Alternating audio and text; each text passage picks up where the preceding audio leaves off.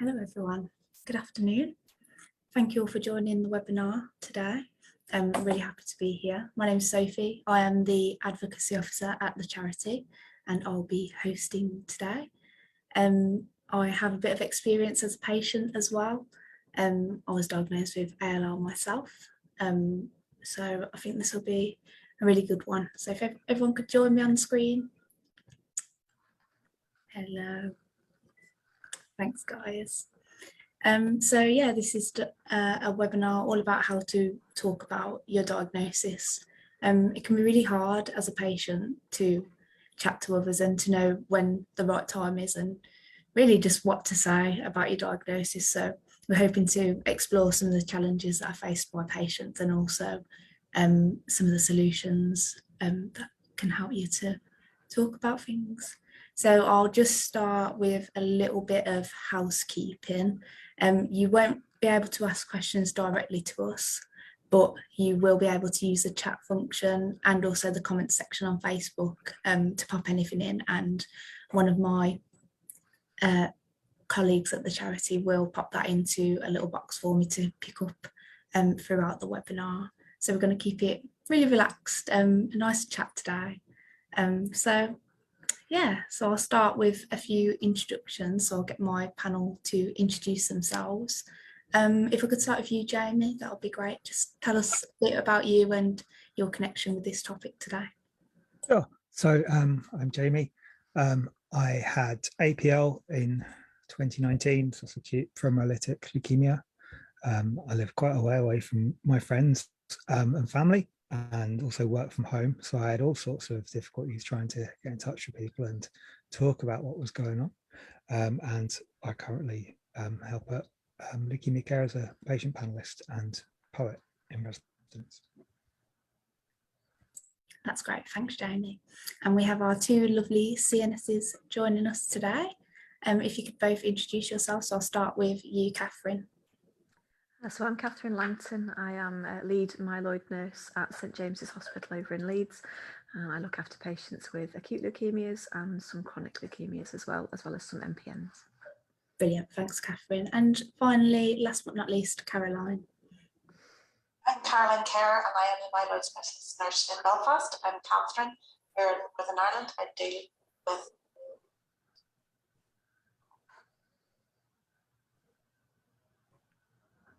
Thank you, Caroline. And so I think I'll just like to start by setting the scene a little bit. So Caroline and Catherine, if you wouldn't mind both just having giving us a little bit of an overview really of some of the challenges that you think you commonly see that patients face, you know, when they're recently diagnosed. What do patients tend to come to you and ask you? I think most of the patients I care for, and I don't know whether you're the same, Caroline, certainly the first weeks after diagnosis has been completely overwhelmed with information, and I think just feeling completely shocked at the diagnosis. Leukemia in particular can come out of the blue a lot of the time. It's sometimes diagnosed on the back of looking for something else, and it can come quite a shock. And then trying to explain what you've been told by somebody else can feel quite overwhelming. Yeah, I agree, Catherine.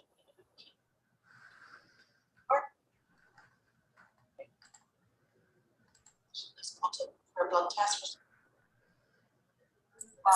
Sorry, Caroline, your audio seems to be cutting out a little bit. Sorry about that. Can you hear me now? Yes, I can. I agree with Catherine in that leukemia in particular seems to come out of nowhere for a lot of patients, and can be very frightening for them. And they have so much information thrown at them whenever they come in, and then there's this whole hamster wheel, as I talk about, where they come in, they get diagnosed, and get all this information, and they have to start treatment very quickly. And it's very difficult for them to process that in order to explain to other people.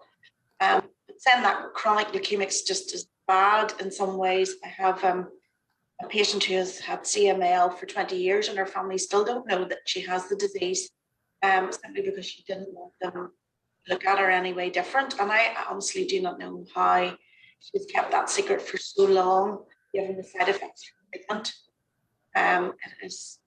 But she didn't want them to look at her differently. think is probably what the chronic leukemics talk about more, is they don't want people to look at them differently. They don't want to have to tell employers. They don't want to have the bother of telling people their private business. And they don't want to have to admit to people that they're sick and people to make allowances for them. And sometimes in life you have to. That's a very difficult, and that should be a decision to make for yourself. The acute patients have no option, unfortunately. I think you and Jamie probably agree with me in that, you know, you're wheeled into the hospital and you get treatment. You can't really hide that for 6 months or whatever, like the time it takes your hair falls out. You know, people are going to know very quickly that you're sick. Whereas the chronics sometimes can get away with hiding that, but it's not anything challenging for them. What do you think, Catherine? Yeah, I completely agree with all of that. I think there's also, we've had a few people recently who I think are reaching even the end of treatment for acute leukemias, and that they're talking to people about it, but they don't want to go into detail, with employers especially. They don't want to know too much about it, and of course that's their right. They don't have to share that information.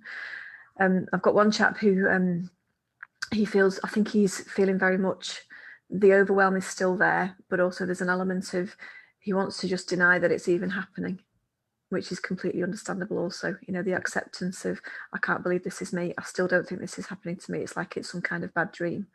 And I think that's quite a common thing too, especially again for the people who have acute leukemia, because it happens so fast and it happens so quickly.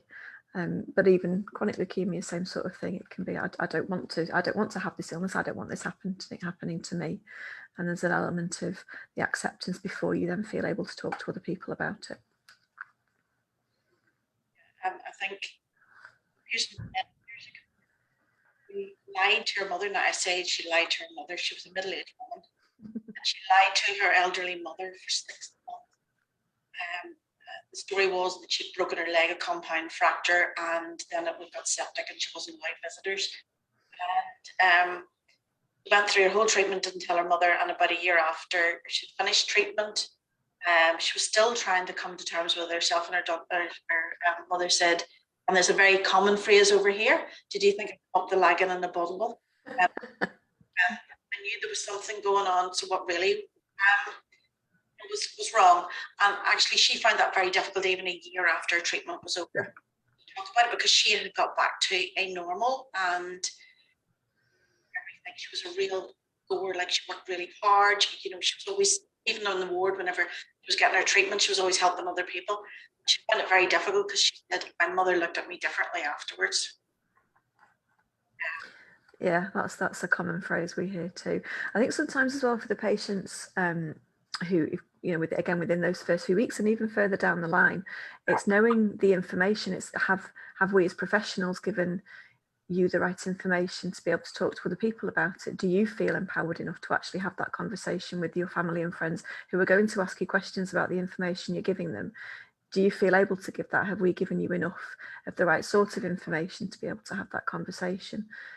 Because that can feel quite tricky. I think if you're trying to explain to your mum or your children or your friends that don't actually feel yourself that you understand it, that makes it even more difficult.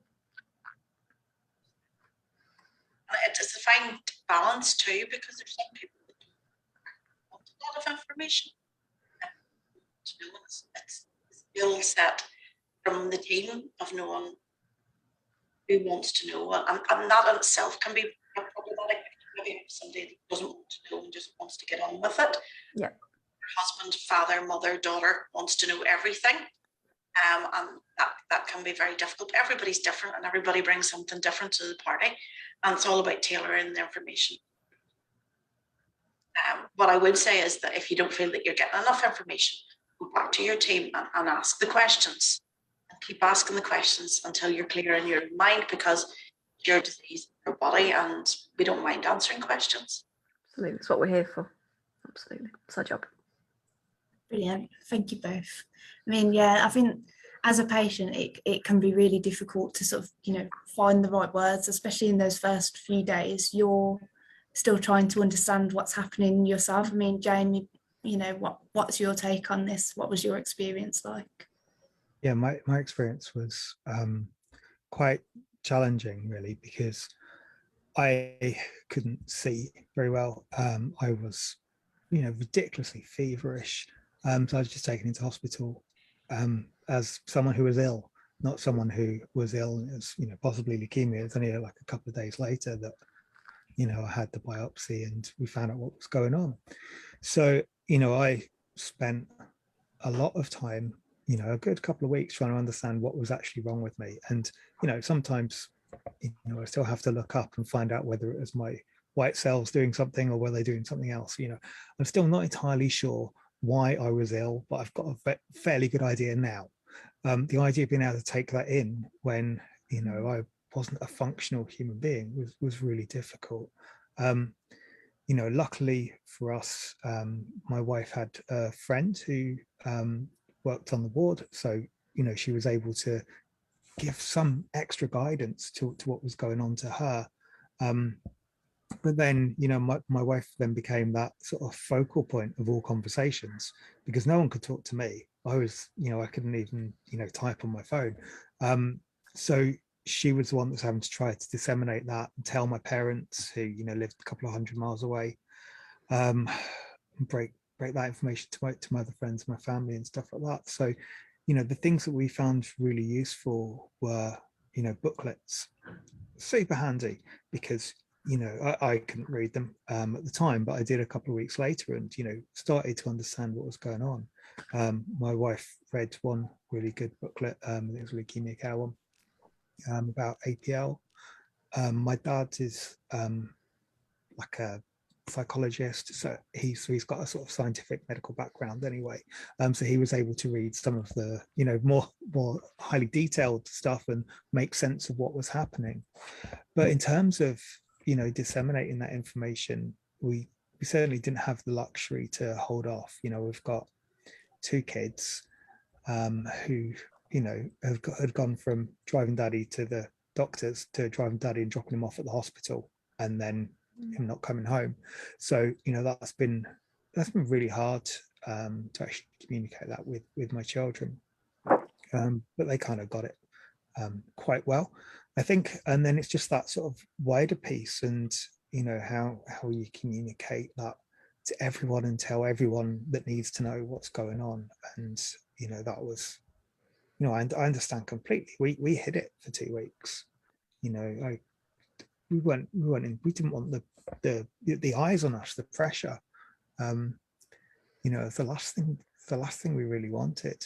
We were lucky enough that we're in a position that I'm sure there's a lot of people out there where the first thing they worry about is money. And you see a lot of people who get ill with cancer have to do GoFundMe's and all that kind of thing.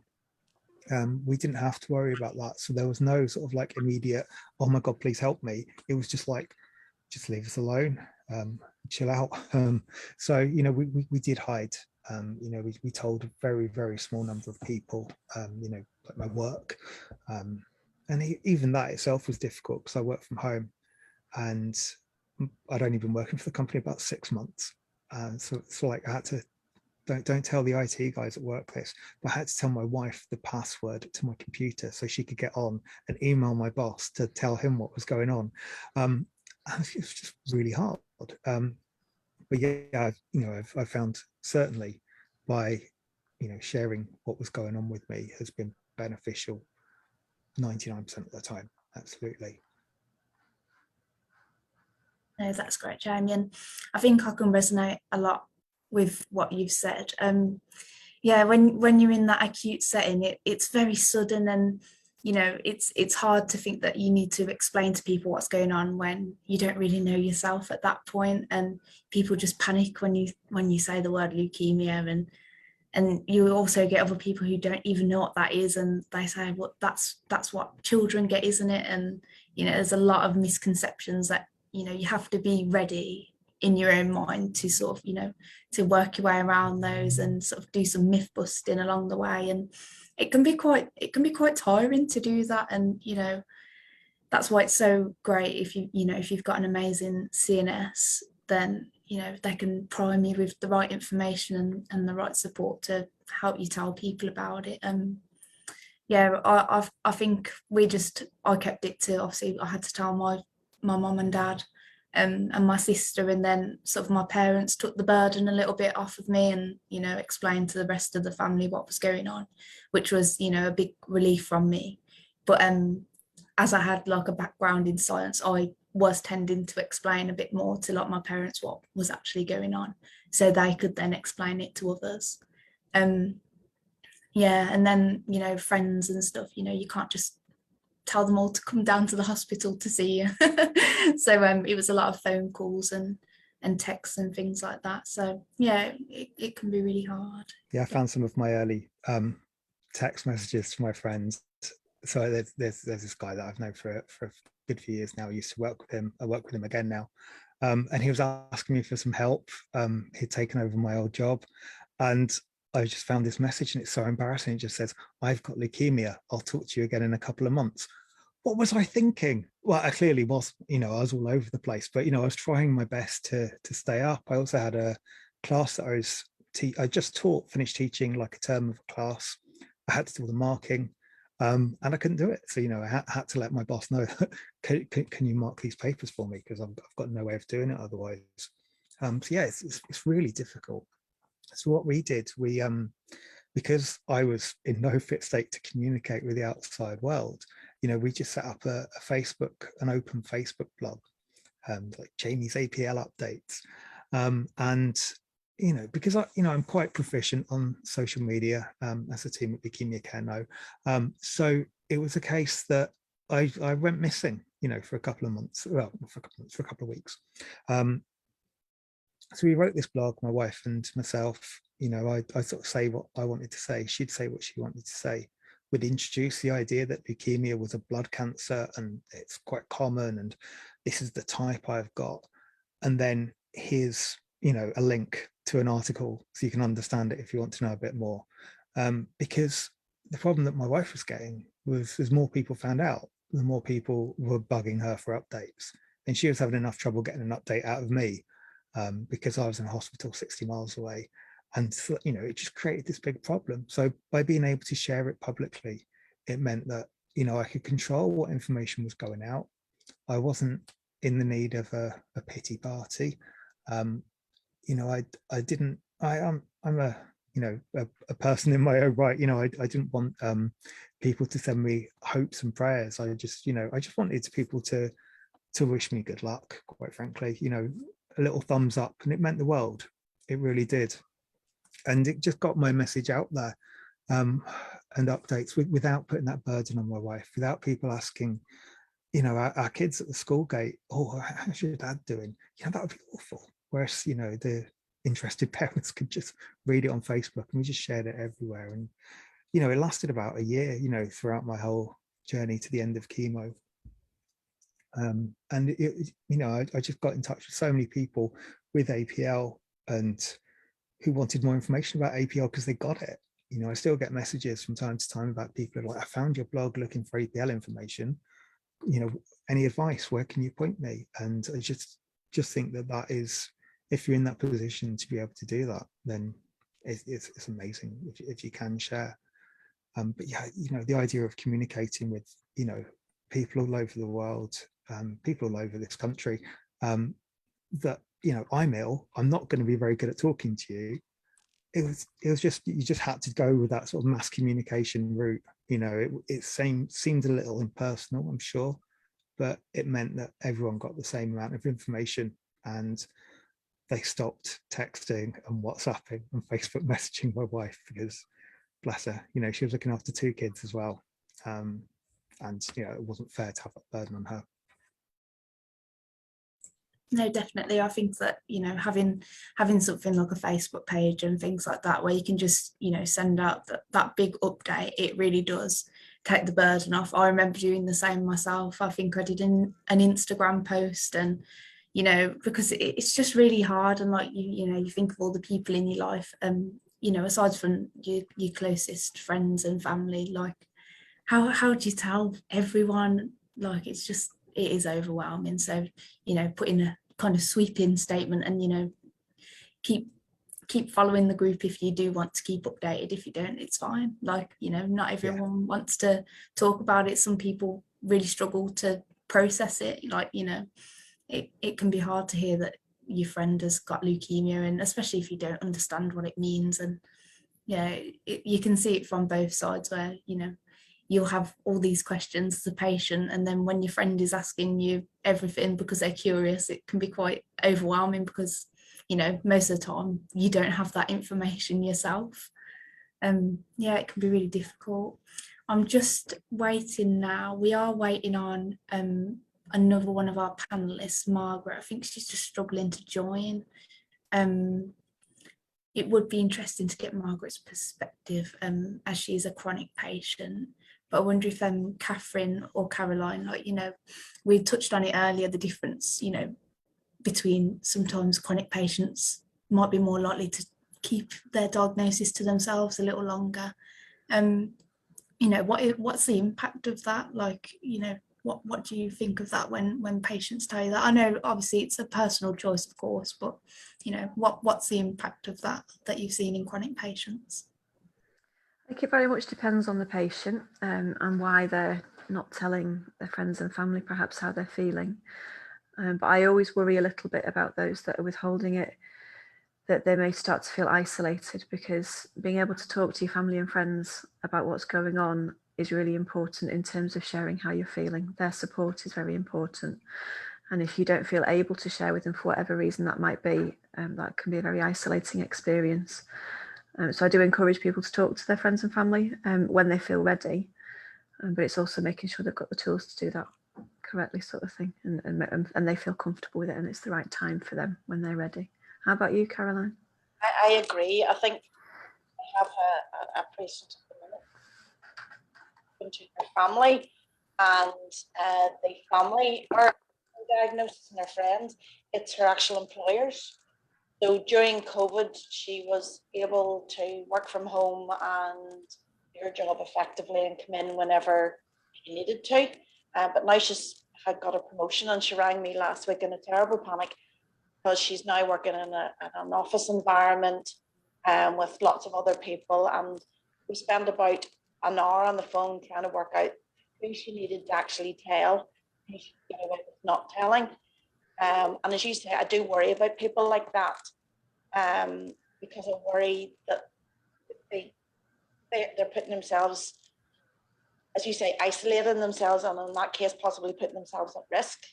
But it's everybody's choice, and everybody is different. I think probably it was me, I would tell the world and his wife. And I think the Facebook page is a really good idea, because I have been in this job long enough to know that, you know, before social media, you know, maybe had somebody that was on the phone at home, you know, and the phone was ringing non-stop day in, day out, wanted to hear about the person in the hospital. And I used to say, buy yourself a pay-as-you-go phone that the hospital and the patient has access to the number and no one else, and then turn your phone off at home, and then you'll get some peace. So I think Facebook is the equivalent to that, in that you know, you can put up what you want and you can control the narrative, and then you can back off, because the person at home needs space to come to terms with the diagnosis as well. And it's very difficult. Sometimes it's nearly, especially in the case of acute leukemia, I think sometimes it's nearly worse for them, because they can't see everything that's going on with you all the time, and they don't understand everything, and it come out of nowhere, and a certain amount of your brain takes over and shuts down, and prevents you as a patient sitting in the bed absorbing a lot of the information.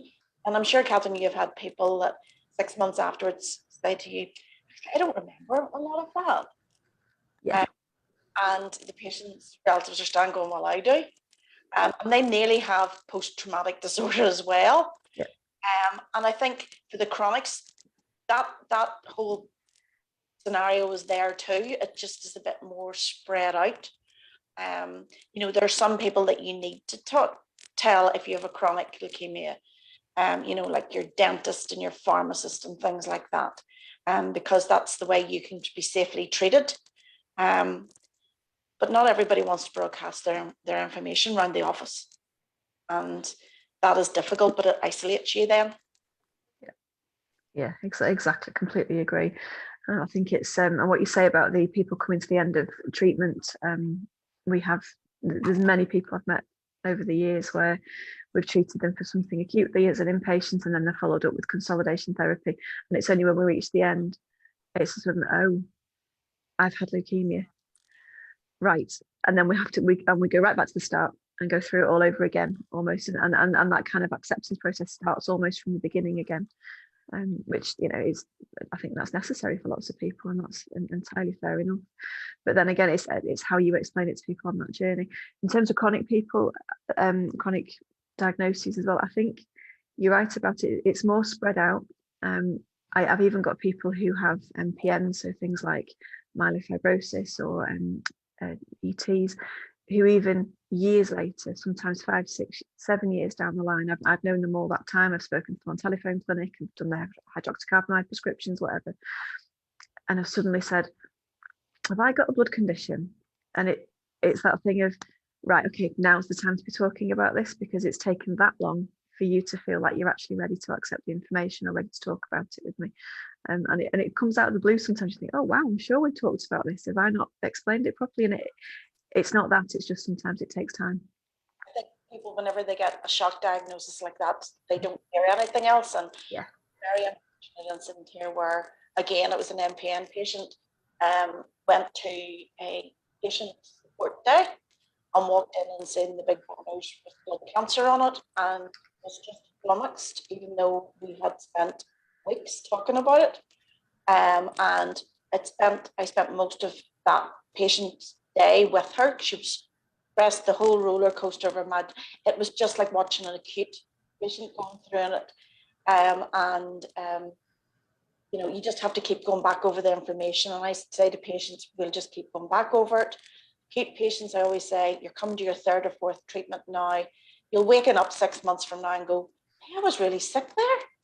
And then we can go back. And I've even had to take younger people like Jamie and Sophie into the lab and showing them their bone marrow, what it looked like down the microscope before, when they were diagnosed, and what it's like now, for them really to see and be able to picture it in their own head, because it's such an abstract. I think if you have breast cancer or lung cancer or something, you can visualize a lump that's been taken out.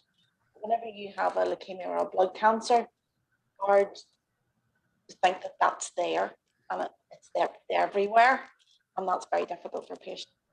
I think that's part of the thing, isn't it?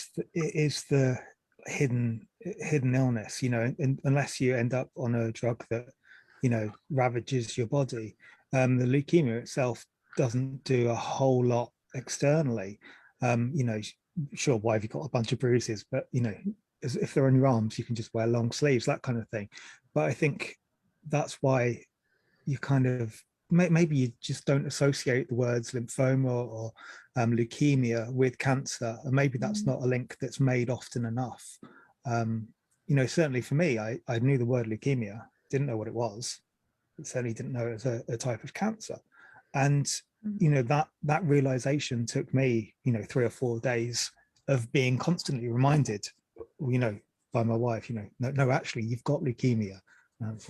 But they're doing a test, aren't they? No, you've got leukemia.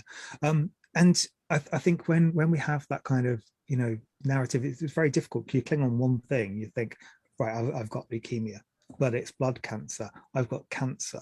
And because you can get away with it, generally there is that option to hide it, and whether that's right or wrong is everyone's opinion. But what we can remember by having a type of cancer is that we're protected then by like the Disability Discrimination Act in the workplace. And we could be voiding health insurance or travel insurance by not telling people about it. So there's so many factors in it that, every time I look at various legislation about disability and working, or when I look at, I'm going to go on holiday for the first time in 3 years next week, and look to the travel insurance, and you have to declare you've got this. And I was looking at my critical life insurance, which I've taken out now that I'm a mature, responsible adult, and even that, it's like you will get a payout if you get cancer, but not the same one within 5 years, that sort of thing. And you just have to be open. I mean, I'm lucky, I've got two incredibly understanding bosses, two organizations that have just been so kind and compassionate, in terms of like looking after me and looking after my well-being at work.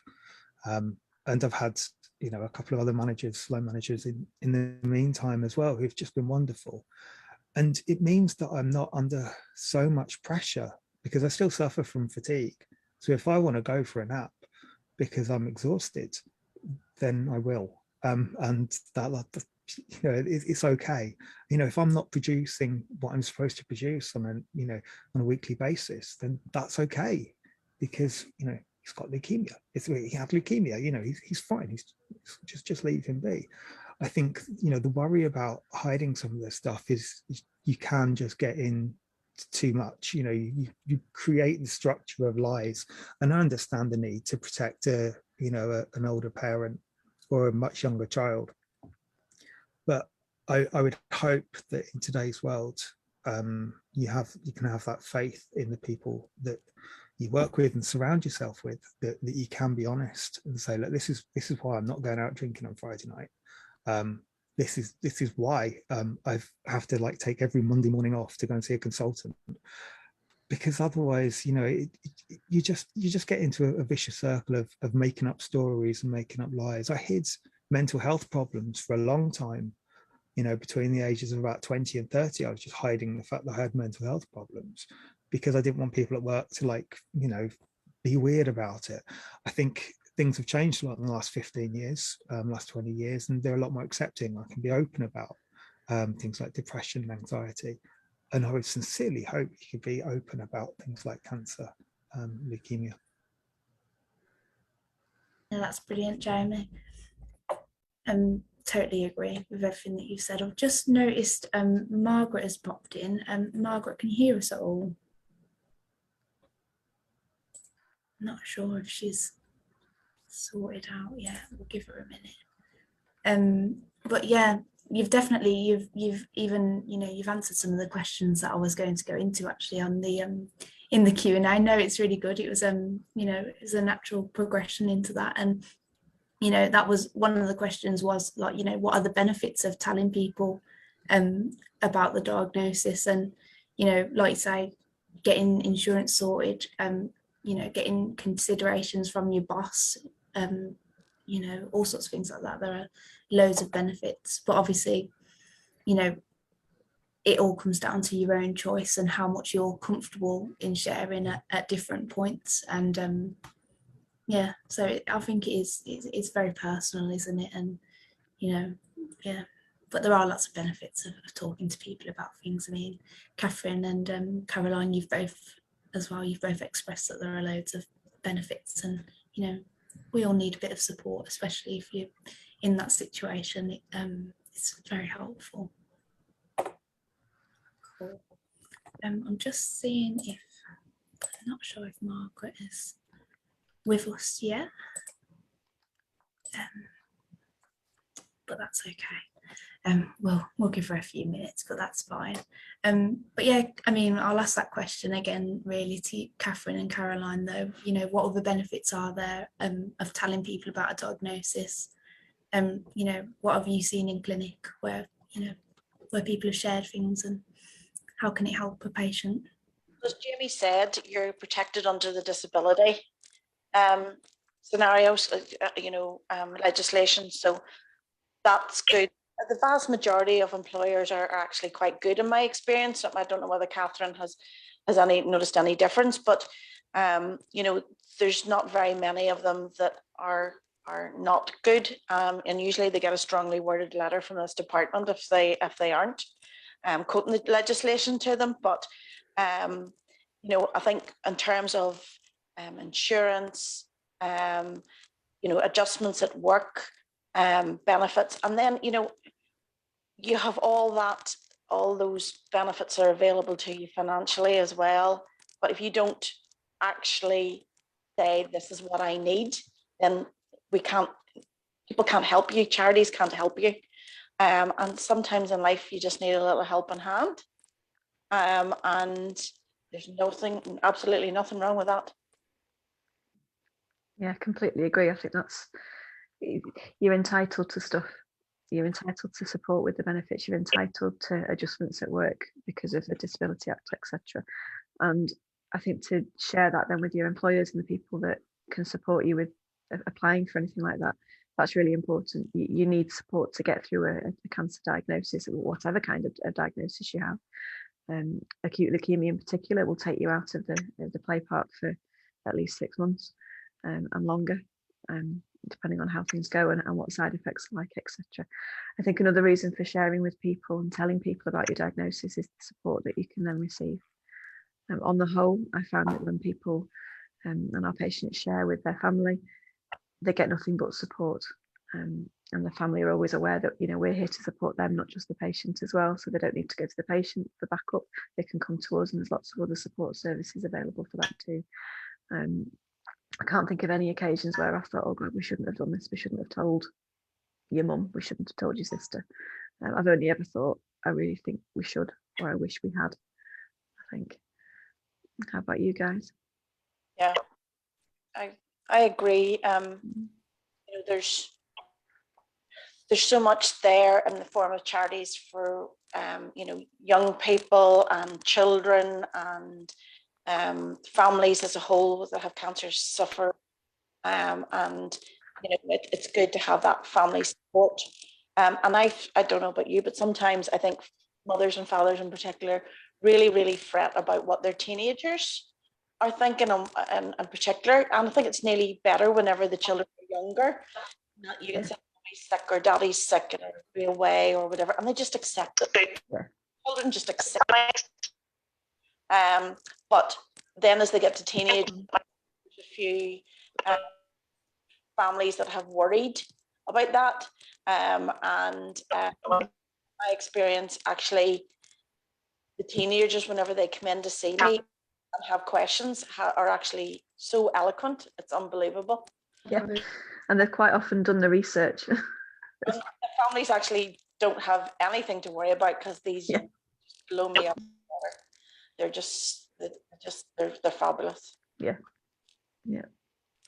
Access to information, I think, is easier than it's ever been. That's good and bad, because, you know, Dr. Google could tell you all sorts of things. But charities like Leukemia Care and others associated with this sort of diagnosis, the information they provide is fantastic. It's so supportive, and it's easy to get to. It's very easy to access, especially for, you know, the likes of teenagers that are constantly on, you know, internet, phones, etc. It's great for them to be able to access. You're right, they tend to come more switched on than everybody else, I think, most of the time.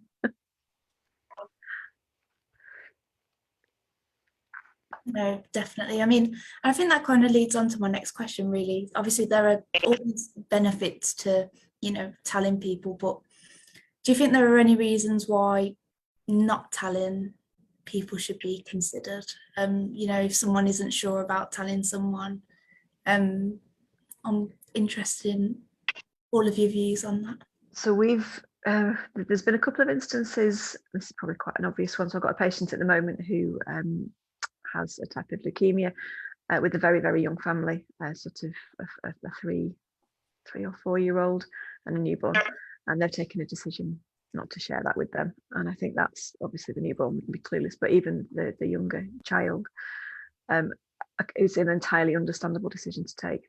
The child is too young to have any concept. The fact that daddy's poorly, he's going to be at the hospital for a little bit, but you'll see him, you know, in a week or whatever, is entirely okay for that child to deal with. We've also had a family with very elderly parents, sort of in care homes, not really able to understand necessarily what's happening, and there's been a decision has been taken by the family as a whole, not just the patient themselves, but their siblings as well, not to let them know. And again, that was a family decision that was taken to spare the parent more distress, and I think that was probably the right thing to do for that family. It's about the individual. It's about what their circumstances are. Yeah, I think that those two scenarios are perfectly reasonable to do that. I think once you start not sharing information, but no matter how altruistic your motives are. You can run into difficulty. I had a young lady a few years ago who didn't tell her family that she'd relapsed. She had 3 girls, and one was doing, let me get this right, like one was doing her O levels or GCSEs, and one was doing her we have a transfer test over here, so about 11. She just didn't tell them, and it run into problems then whenever she became very acutely ill, and the poor children had to go into hospital to see her, and they were told, "Mommy's not well. Mommy's leukemia has come back. Mommy's very sick, and Mommy will probably die." And it was just far too much. They were so angry, but actually that lady had put in a beautiful sort of safety net, if you like. As soon as she was diagnosed as relapsed, what she did was every week she wrote them a letter explaining exactly why she'd taken the action she did, what happened in the clinic, what her and I discussed. And whenever she died, her husband got them bound into 3 books for them. And I met him not so long ago in one of the supermarkets here, and he said, they were so angry, and then they read it, and who has words, especially from your mother, directed to you in a book for the others to hear. So long term, it did what worked out. But, I lost many a night's sleep with that. But I think there's very few instances really where you shouldn't really share. But I think if you have elderly relatives or very young relatives, there's no point in upsetting everyone. Yeah, I mean, I didn't have too much of a choice about, telling my children. And of course, the issue that you can have if you do this kind of mass communication is you get people nosing into your life that, you never thought would, or, it's been wonderful in many, many ways. I've reconnected with a lot of people, but, there's some people who don't quite get it.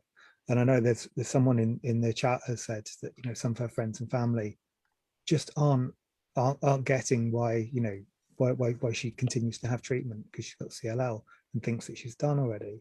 And, that those are those kind of moments which can test friendships and test relationships, not always in the best possible ways. But if someone isn't prepared to do, the Googling to find out, one of my friends was telling me that she'd just been diagnosed with MS. So the first thing I did was Google it and, find out, how I can support her and what's wrong and, what's causing this and how I can relate to it. And that just seems intuitive to me. And I think if people aren't prepared to take that effort, I know it sounds unbelievably harsh, but sometimes you just have to say, okay, well fine. Don't worry about it. Don't talk to me about it. Let's just talk about other stuff and, have Christmas dinner together and whatever. But, if you're not prepared to try, then, are they actually a friend or are they just someone that used to know you? It's a horrible situation to be in. Absolutely. But, you see a lot of this, across the cancer community where people have relationships break down or friendships break down or they get ghosted, people just stop talking to them. And it must be really hard. But, I try and treat everyone, as open-mindedly as possible. I think when you've got people who, are finding out for the first time that you've got leukemia and they don't write to you straight away, okay, you're going to deal with that. Because if someone told me they had that, I might be like, this is terrible. I don't know. I don't have the words to say it. And that's fine. Give people the benefit of the doubt. It's when people are starting to say, oh, we should be back at work now. That's not cool. That's not cool.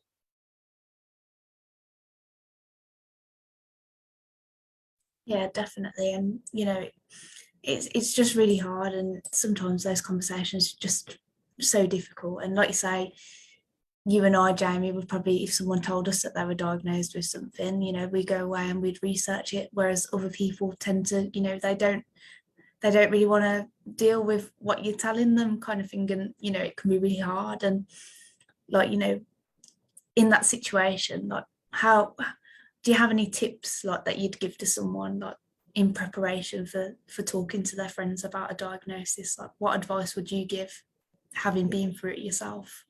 Yeah, I've just been as open as possible. You know, I think, we often talk about other cancers when we talk about leukemia because of the comparison. I think one of you said it earlier, you have a lump. And so, you will spend the next, couple of years evangelizing, you should check for lumps, and that becomes something, it becomes ingrained. And it's such a, easy thing to do, to check for lumps once a week, once a month, that it's straightforward. But, we have these vague symptoms for leukemia.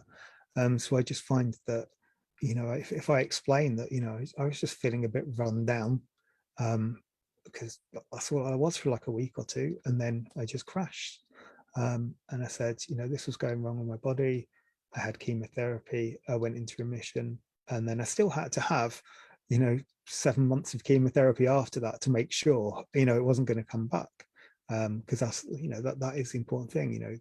It's like, oh, well done, you're cured. Well, that can be wrong at both times. It can be wrong the first time you're told you're in remission and you got 6 months to go, and that can be wrong a year later, because it's not really the point that I'm cured. The point that I'm cured is when I'm kind of back to normalish. And it's a long struggle. And I just think emphasizing the various steps you have to take, suddenly people start to realize that actually you're not fobbing them off, or you're not just like bunking off work. I genuinely thought that I'd be back in work after 3 months, just taking Mondays and Thursdays off to go and have chemo. How naive I was. My body could not take that. But I understand why other people come from this, because I had no first-hand knowledge of cancer at all. Lucky enough that no one in my family had gone through anything like this before, so I didn't know what to expect. And I think just being able to explain that to everyone as calmly and as possible. I think I've got the hindsight of a couple of years on now, where if I was talking to you about this 2 years ago, I'd be in tears. But I'm in a far more rational, come to terms with it. So it's much easier. So I just try to evangelize and explain what's been going on, and why I might yawn at work constantly, why I might occasionally miss a meeting because I'm having a nap, or just why I forget my words sometimes. And by being able to do that, I just hope that we can normalize cancer for other people, because it's not easy, man.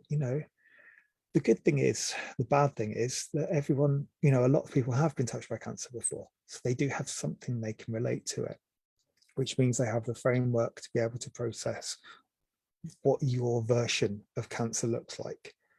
No, I don't need surgery, I don't need radiation, but I do need to have drugs, which we call chemotherapy, and all this kind of stuff. And it can help to sort of to create that understanding between you and someone else who obviously doesn't have to live through that experience as close hand as you do.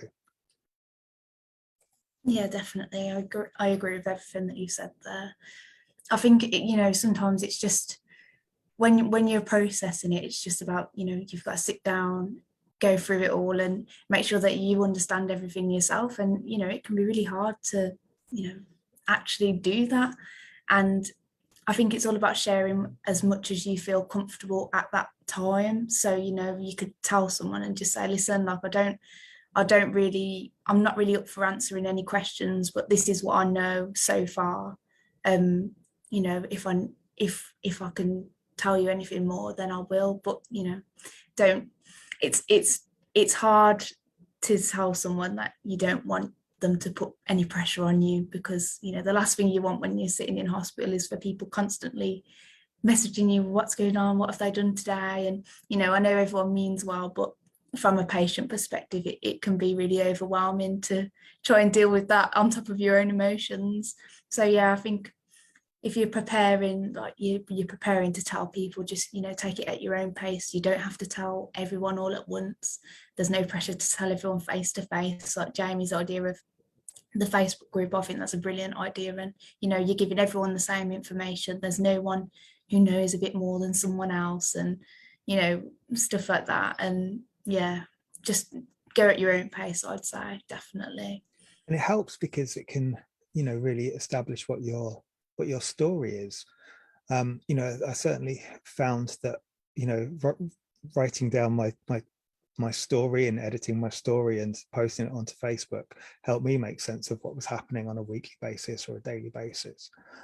But it also meant that I kind of became a little bit immune to it because I was just repeating it again and again. In the same way that, you know, if you tell the same joke to someone 1,000 times, they're not going to laugh as much the last time as they do the first time.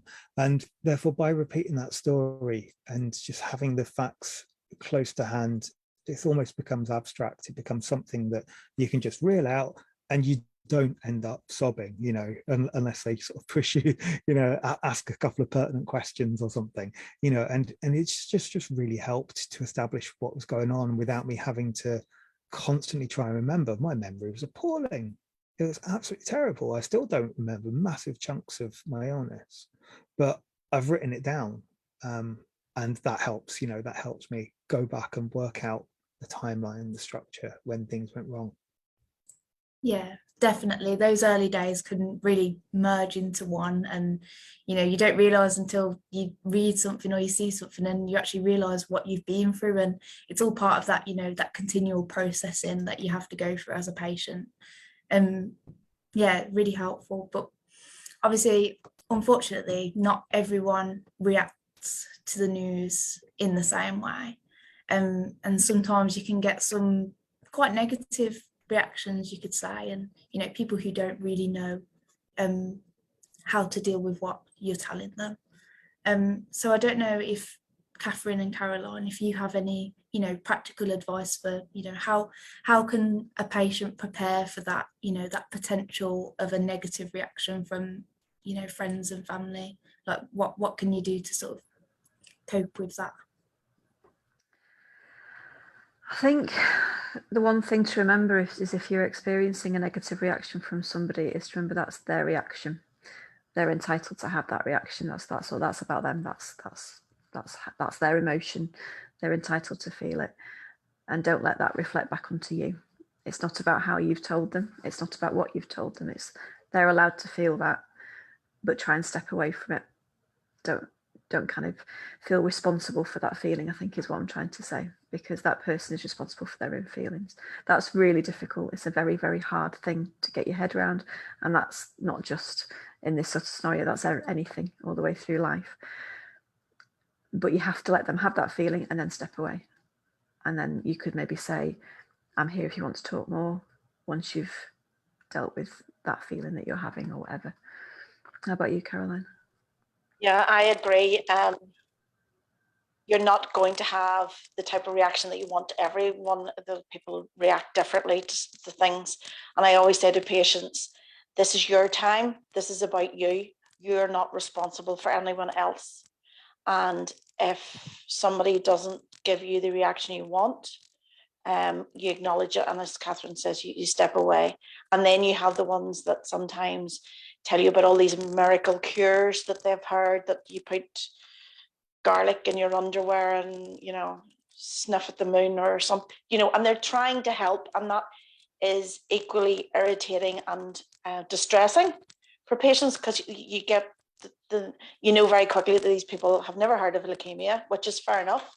Most GPs have never treated a leukemic patient before. They'll only see 22 people maybe in their whole working lifetime with leukemia. Once they make the mistake of missing it once, they don't ever do it again. But you can't be responsible for anyone else. You are sick, you need support, and you're not responsible for anybody else's feelings. And you just have to take a step back and go, well, I'm here whenever you need me. I'm going through this. I can't take it on anyone else. And it sounds, you know, patients say, well, I can't do that. I'm not selfish like that. I'm sorry, but you're going to have to be at this time. This is about you. Think of all the times in your life. This is the time to be very selfish. You have to be, because you've got to survive it, you know, and it takes everything you've got. I think also as well, if you've got someone that's perhaps is looking the reason behind it as well, signposting them towards more information. You know, I can't deal with the way that you're feeling, but here's a website, go and have a look at Leukemia Care, go and have a chat to, I don't know, we've got a Maggie Centre here at Leeds, go and sit in the Maggie Centre and talk to somebody about it, redirect them. So they're not coming to you for that support, they can go elsewhere, because there's plenty out there and they're just as entitled to support as anybody else, but you're not there to do that, you're there to be sorting yourself out. Give them your CNS number. I often do that, yeah, just phone me, it's fine.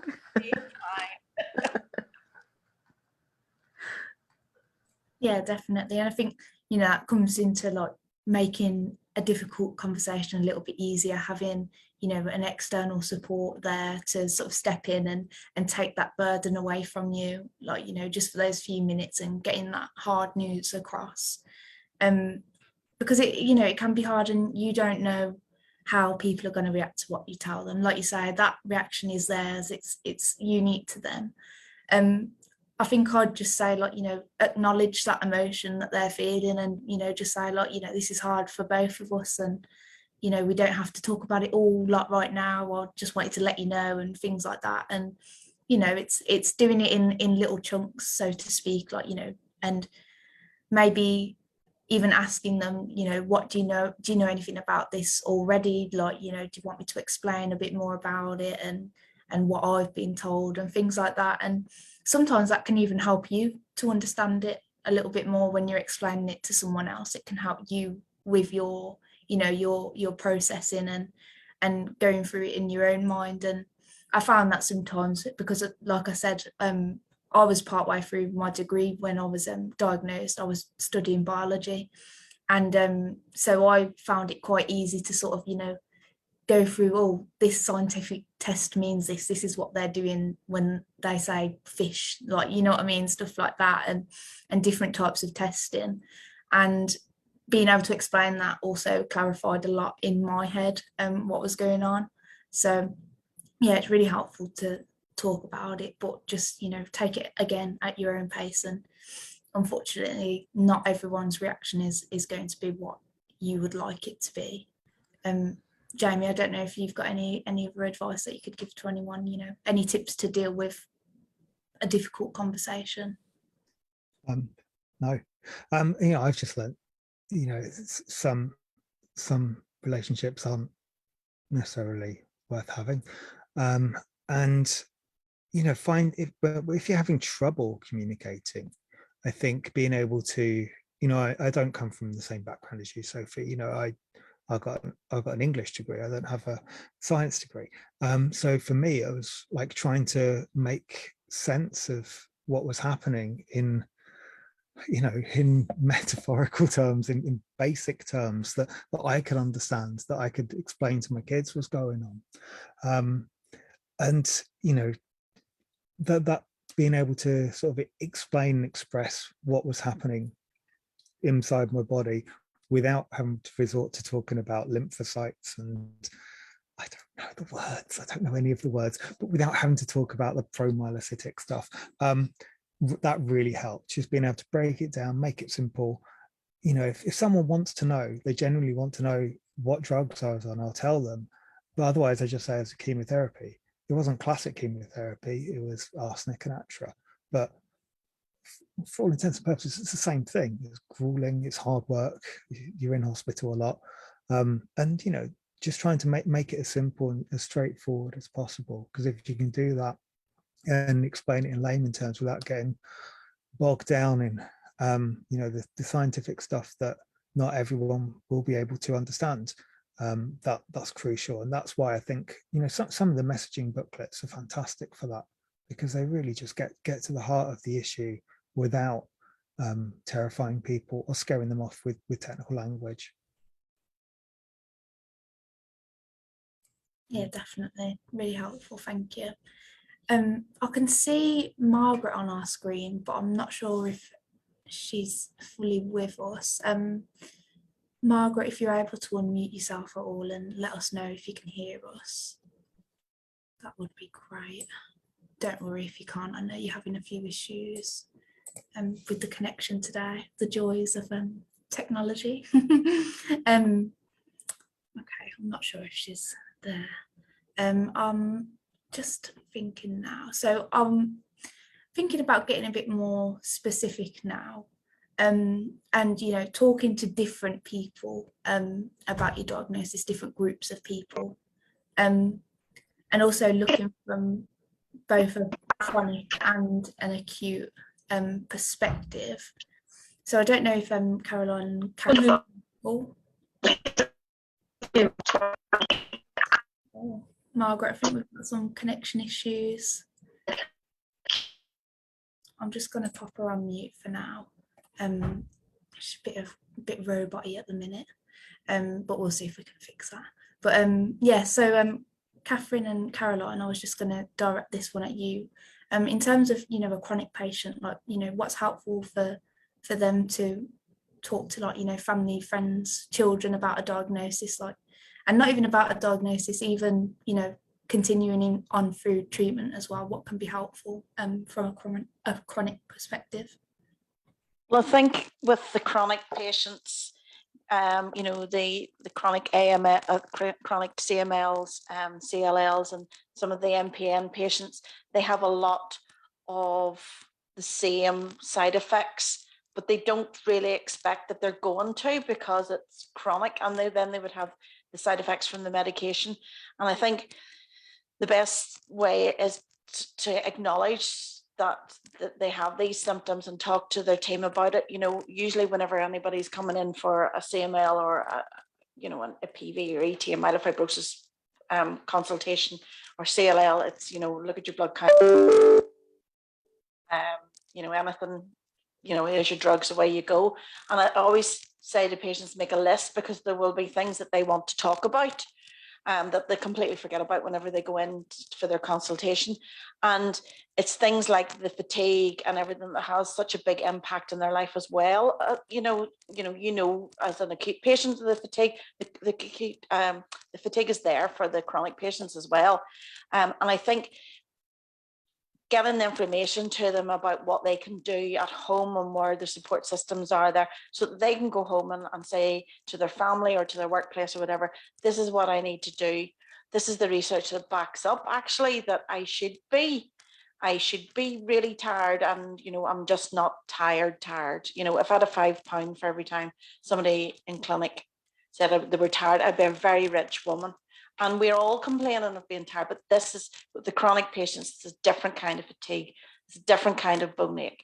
And acknowledging that for them, and, educating their families as well, that, mummy mightn't feel like making the dinner tonight, or daddy mightn't feel like taking you to rugby on Saturday, because they're just so exhausted.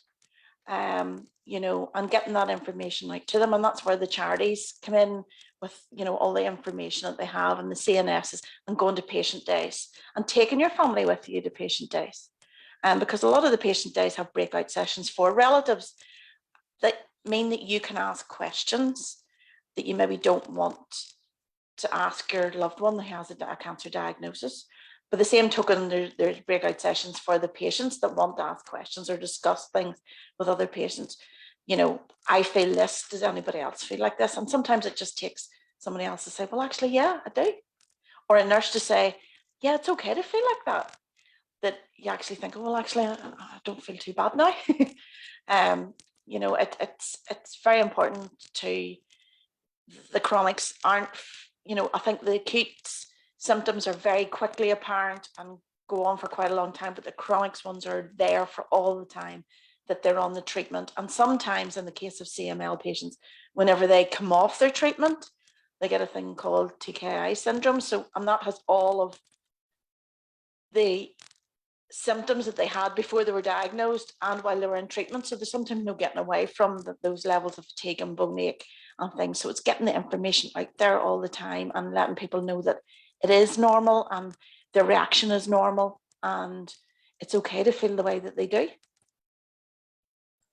I would agree with all of that. I think education is a good word for that as well. It's explaining to the patient's family and allowing them to explain, this is how I feel and this is why, giving them information to be able to share with their family and friends about, this is why I'm feeling the way that I do.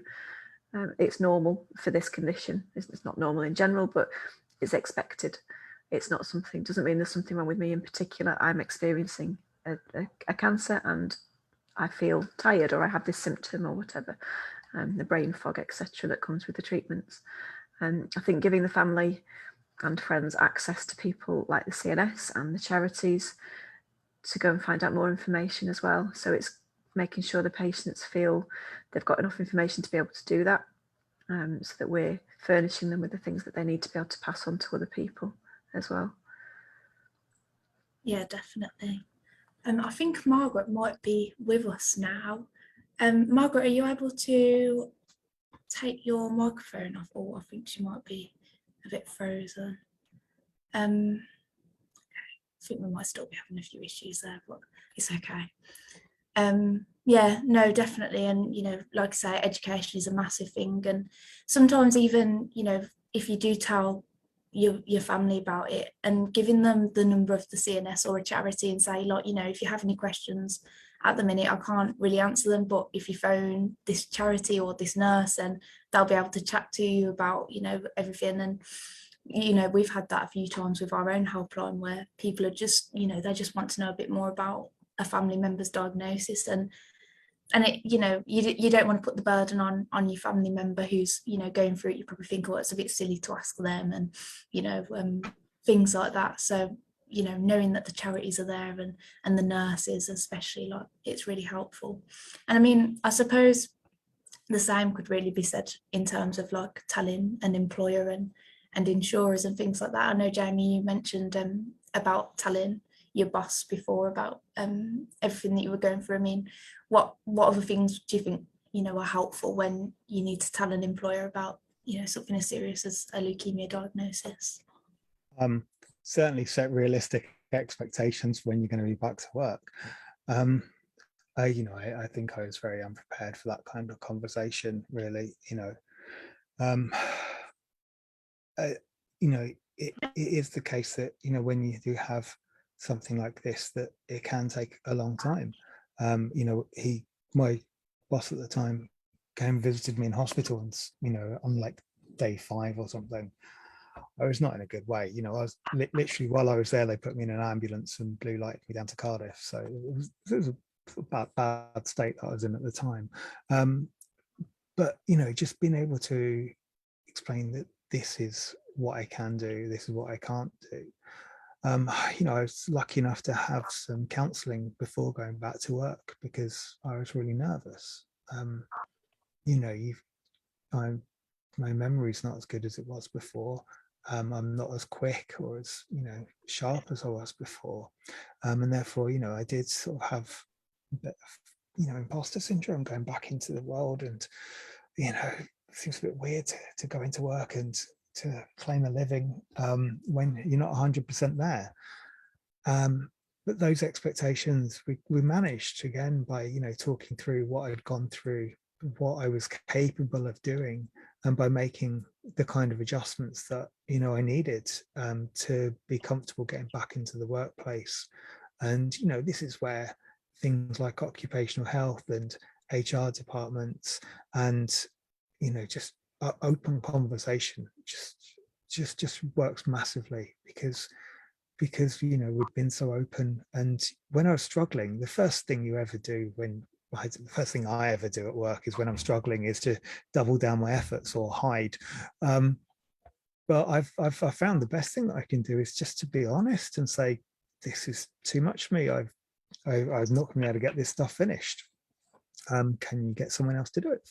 That kind of thing. They're just like, oh, don't worry about it, it's fine, you know, just take your time.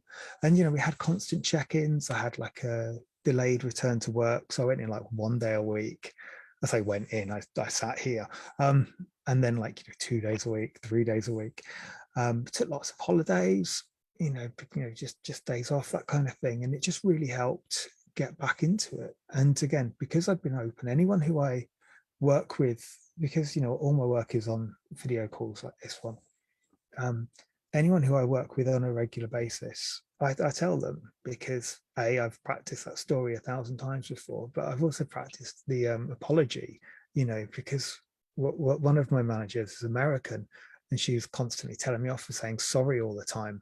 But that's generally how I start a conversation. I'm like, sorry, look, I've got a long-term health condition. I may be very tired when I go through this.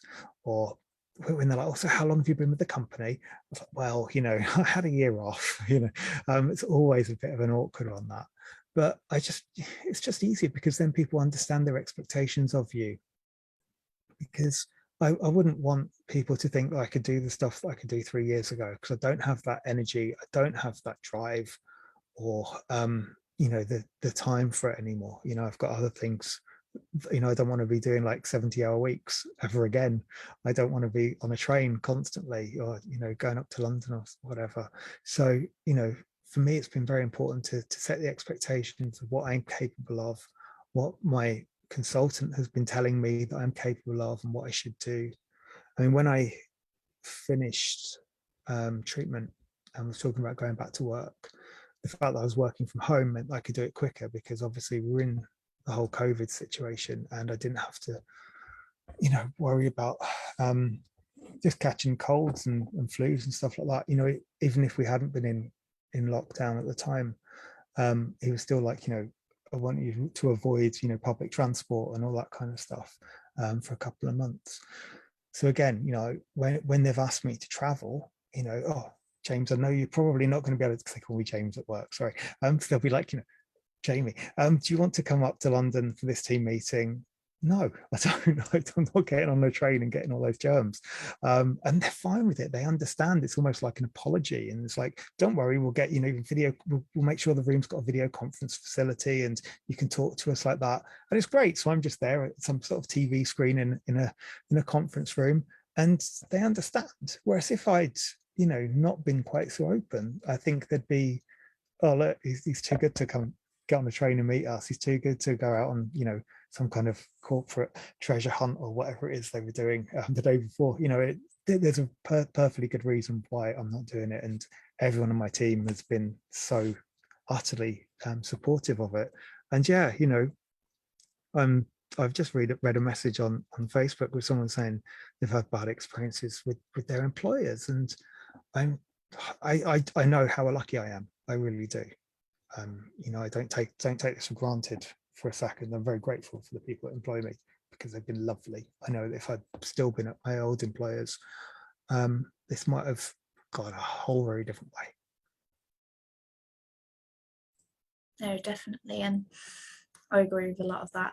Given where I work as well, everyone's very understanding of what I've been through, and sometimes some days are better than others. And I think that's something that you learn when you've been through a diagnosis. Like, you just have to take each day as it comes. And if you've got an understanding employer and they're made aware of, your situation, and you've told them, listen, like, some days I'm probably going to forget every single word that comes out of your mouth, and I just can't help it. And, making it clear to them, it can really help in the long run with, getting that understanding and making things easier for you in the long run, really. Yeah, and I know that jobs aren't, the easiest thing in the world to come by, any stretch of the imagination. But again, there is that moment where you think, is this what I want to be doing?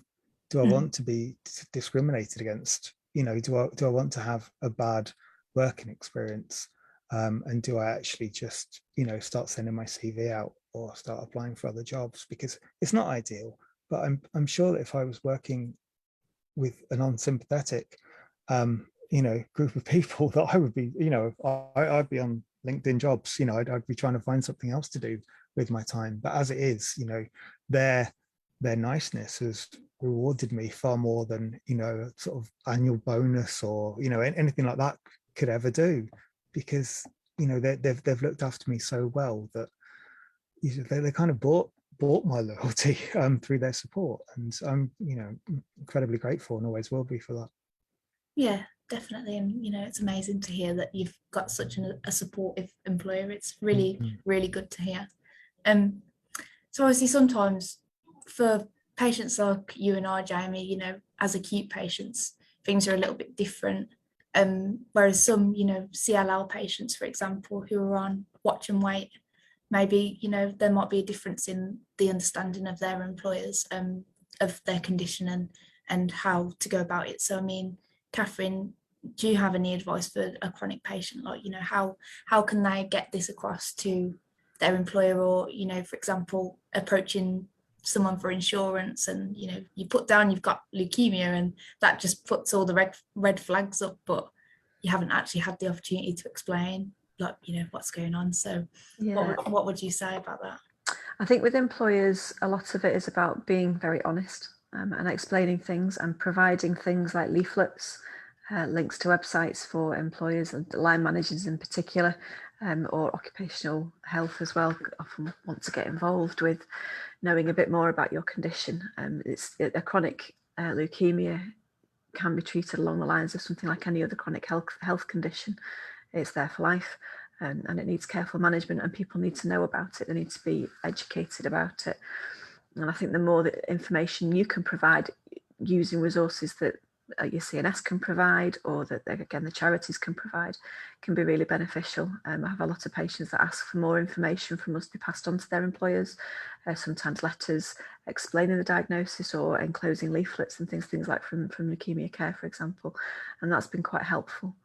And then if employers aren't sure, they phone us sometimes or ask for medical reports and things as well. That can help. I think it's slightly different for CLL patients even than it would be for CML patients.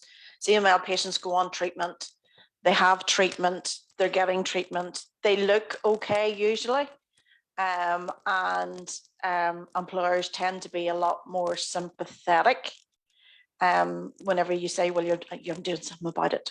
The problem comes whenever you say you have CLL and you're maybe on watch and wait. They can be sympathetic up to a point with your appointments and things like that, recurrent infections. But then whenever it comes to it that you actually need treatment and maybe bursts of treatment, that's sometimes where the sympathy runs out, because it's a lack of knowledge.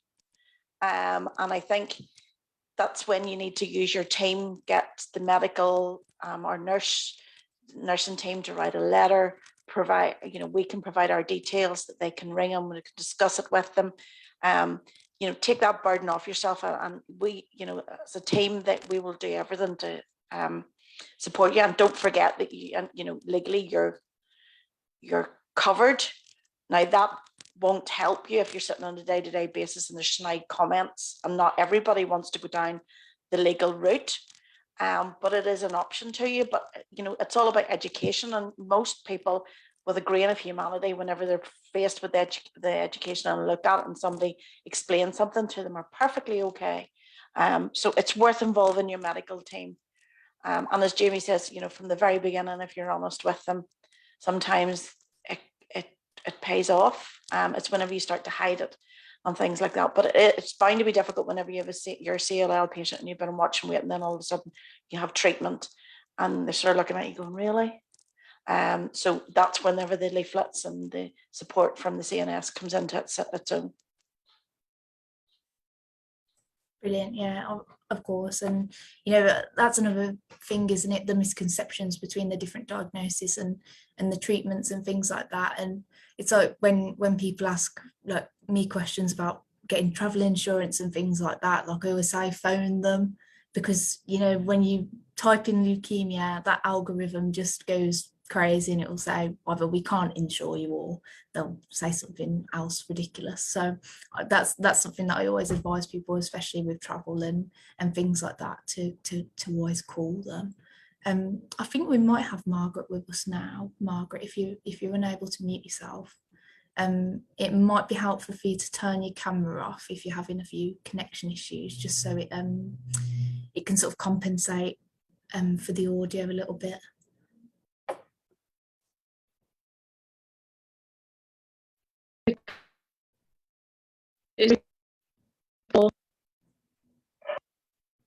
Oh, we've still got some connection issues, Margaret. Try speaking again now that your camera's off.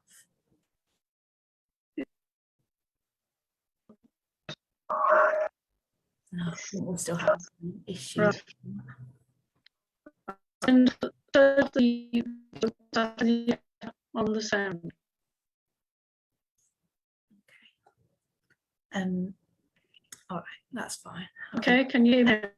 Oh, it's getting a little bit better, but it's not amazing.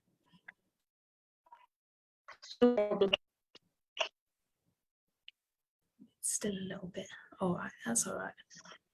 We'll just we'll leave it for now. Sorry, Margaret. We've really loved your contributions to this, but it's just technology isn't on our side today.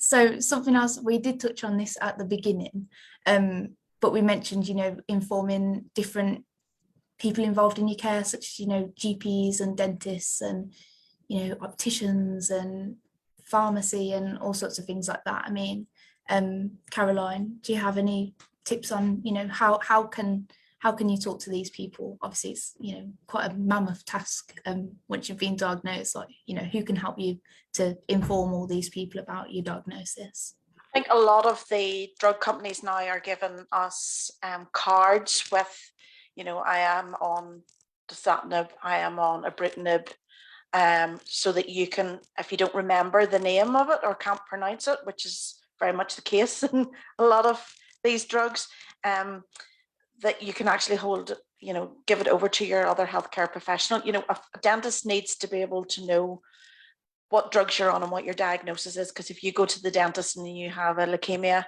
and you're prone to infection, or you're having an issue with your gums or your platelets, then they need to know. So that's where it's important to tell them, if you have leukemia with your dentist. Your optician's the same, they can see leukemia in the backs of your eyes and things like that. So you have to tell them, again, it's important to know what drugs you're on.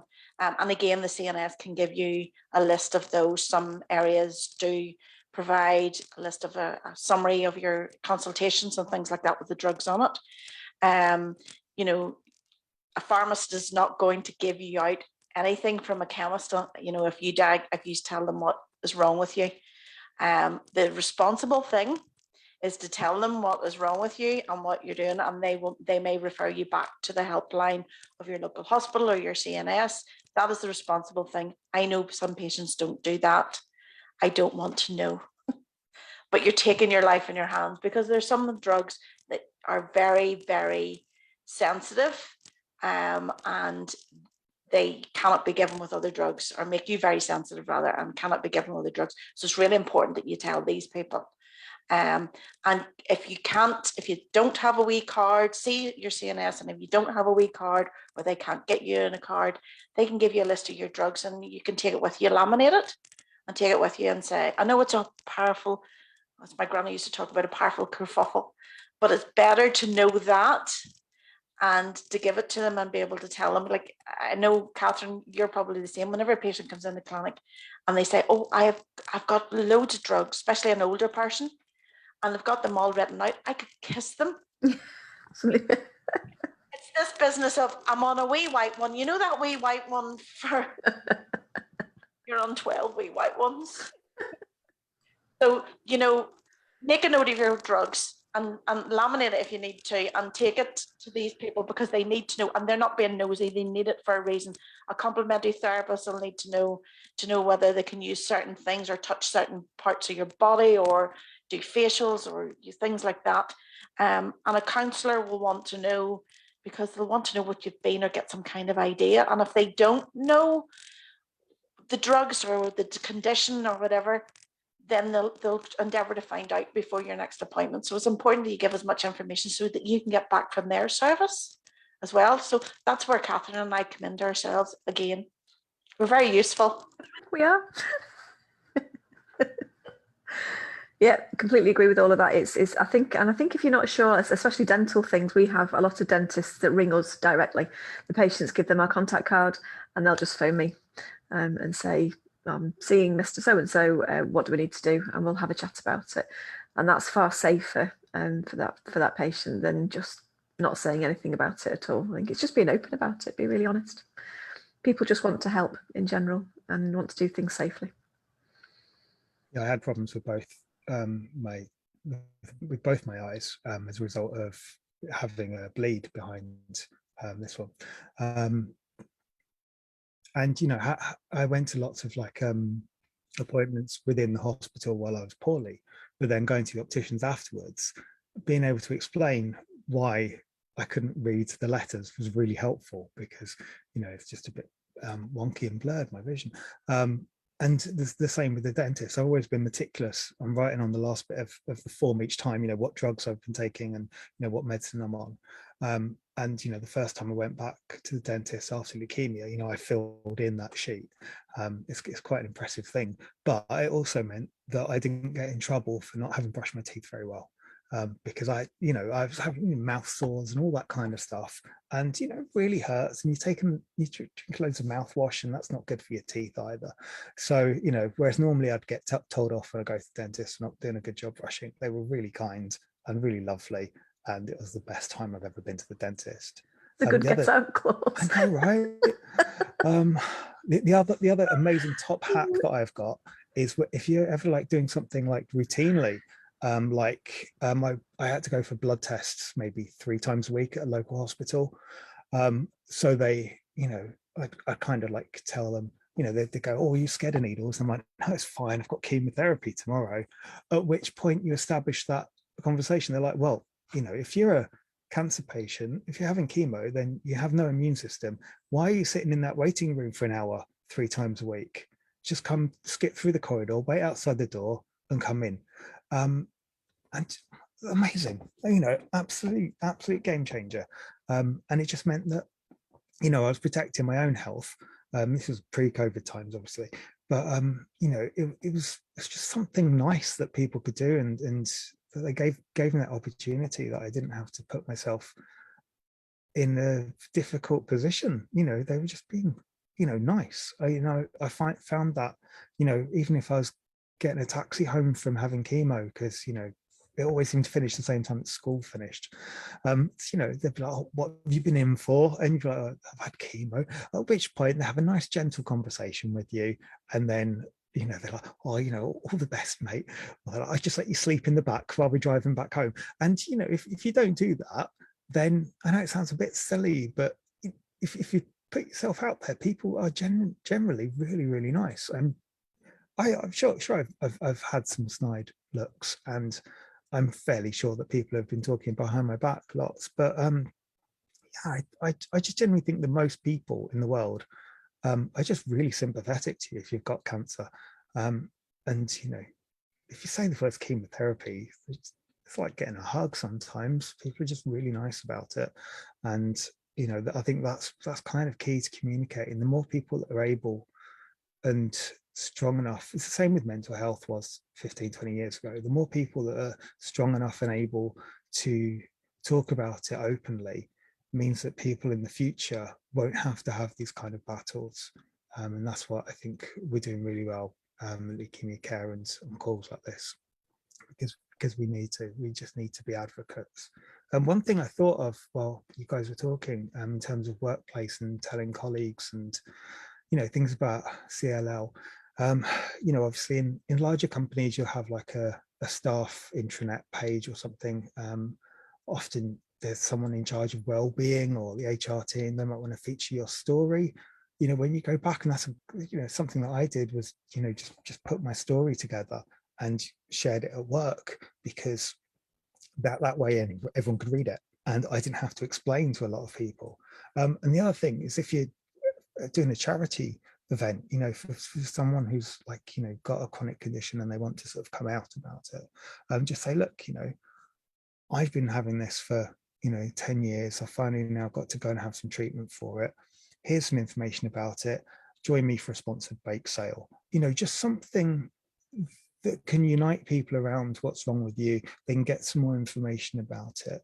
And I did a sponsored activity after I finished chemo, and that was just a really good opportunity. Again, is like in Spot Leukemia Month is in September, so it's just a really good opportunity to spread that message and raise some money, and sort of break down the barriers and the stigma that comes with the conversation about it.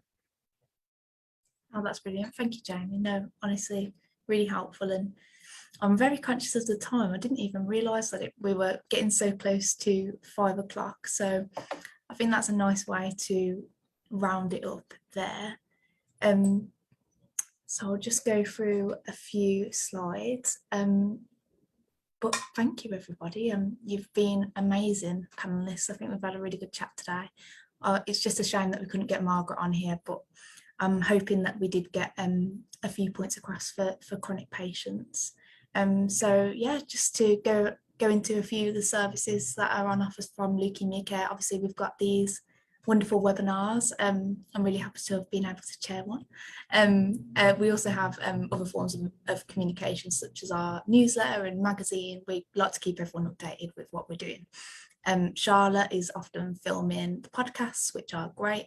And also we're very active on social media, and we're always updating the website. So if you're looking for any news updates, then just pop over and you'll be able to see them there.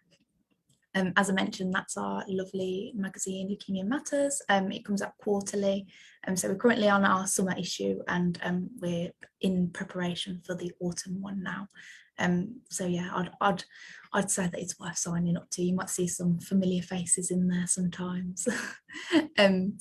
Patient information, as we spoke about during this webinar, sometimes, you know, knowledge is quite powerful, and to be able to talk about in diagnosis, you need to know a little bit about it. So sometimes you might even just want to order one of these booklets and pass it on to a friend or a family member and say, have a look at that, and if you've got any questions, then come back to me, and you know, and give them a bit of background knowledge. It's also good to have for yourself as well. Sometimes there are some things that you might not be so clear on when you've been diagnosed. So yeah, very helpful. Support services, I do a few of these. So the helpline and the WhatsApp, I'm often on there, and I actually run the WhatsApp service as well. So, you know, any queries and anyone wants to talk about a diagnosis, and whether, you know, whether you're the patient or if you're a family member, then, you know, reach out through there, and one of us, you know, we're always happy to have a chat. We also have support groups, which are really helpful. We have a welfare service, which is my lovely colleague Lisa, if anyone has any questions about benefits and all sorts of things like that. Advocacy, that's me. You know, I do all sorts of things. I'd be here all day talking about that. And we also have Facebook groups, and of course our wonderful counselling fund, which is very helpful. These are some of our upcoming support groups. You can, you know, have a look online on our website, and you can sign up if any of those are local to you. A lot of them, I think we're transitioning back to face-to-face now, but there are still virtual options as well, which is good for everyone. And then of course, this is myself. You know, if you've got any issues, if you want to talk about insurance, or if you're struggling to tell someone about your diagnosis, such as, you know, a workplace, I'd be happy to help you communicate that with them, and just take a bit of that burden away. And of course, obviously, any help with, you know, finances and stuff. I know things are pretty tough at the moment, so, you know, just get in touch, and Lisa will be able to help with that.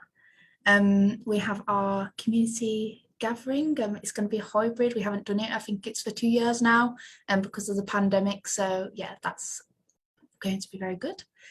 So you can either attend it in person or online, so it should be a good day for that one. And then of course, we have to ask about fundraising. Obviously, you know, we can't do what we do without fundraising.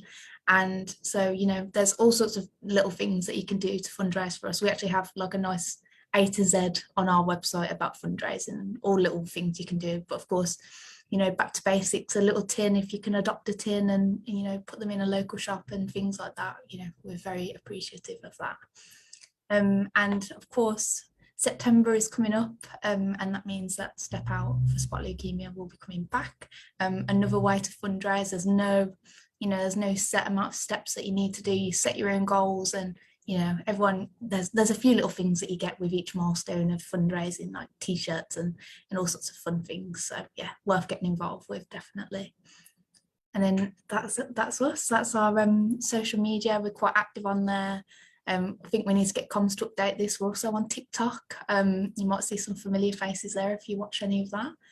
But yeah, we're always tweeting updates and popping stuff on Instagram, things like that. So give us a follow if you can. And of course, if you need anything, you can always phone us on the helpline. I do the helpline sometimes, so you might even get through to me. So yeah, that's everything, everyone. So thank you all for coming and watching tonight. And thank you to my panelists again, and I hope to see you all again very soon.